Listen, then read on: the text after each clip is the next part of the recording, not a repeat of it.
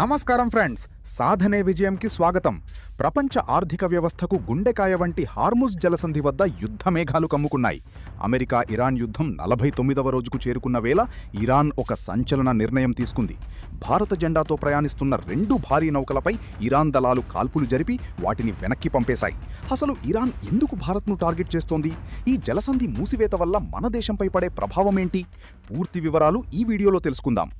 శనివారం నాడు ఇరాన్ విప్లవ దళాలు ఐఆర్జీసీ హార్ముజ్ జలసంధిని మళ్లీ మూసివేస్తున్నట్లు ప్రకటించాయి. ఈ క్రమంలో భారత జెండాతో ఉన్న జాగర్నవ్ మరియు శాన్మార్ హెరల్డ్ అనే 2 నౌకలు ఆ మార్గం గుండా వెళ్తుండగా ఇరాన్ గన్బోట్లు వాటిని అడ్డుకున్నాయి. హెచ్చరిస్తూ కాల్పులు జరపడంతో ఆ నౌకలు వెనక్కి తిరగాల్సి వచ్చింది. వెంటనే స్పందించిన భారత విదేశీ వ్యవహారాల శాఖ ఇరాన్ రాయబారి మహమ్మద్ ఫతాలీకి సమన్లు జారీ చేసింది. భారత నౌకలకు రక్షణ కల్పించాలని తీవ్ర నిరసన వ్యక్తం చేసింది. ప్రస్తుతం 14 భారత నౌకలు పర్షియన్ గల్ఫ్లో చిక్కుకుపోయున్నాయి. ఈ ఉద్రిక్తతలకు ప్రధాన కారణం అమెరికా అధ్యక్షుడు డొనాల్డ్ ట్రంప్ చేసిన ప్రకటన.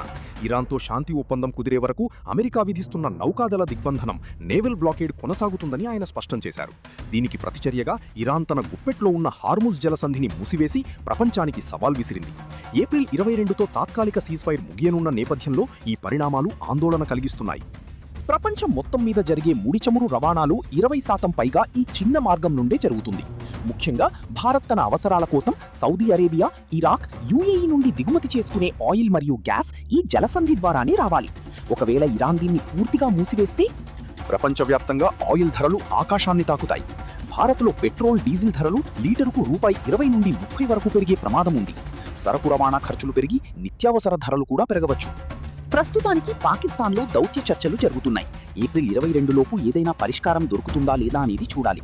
భారత్ ఇప్పటికీ తన నౌకల రక్షణ కోసం ఇండియన్ నేవీని అప్రమత్తం చేసింది. మరి మీ అభిప్రాయం ప్రకారం ఈ సంక్షోభం యుద్ధానికి దారితీస్తుందా లేక చర్చలతో ముగుస్తుందా? కింద కామెంట్ సెక్షన్లో తెలియజేయండి.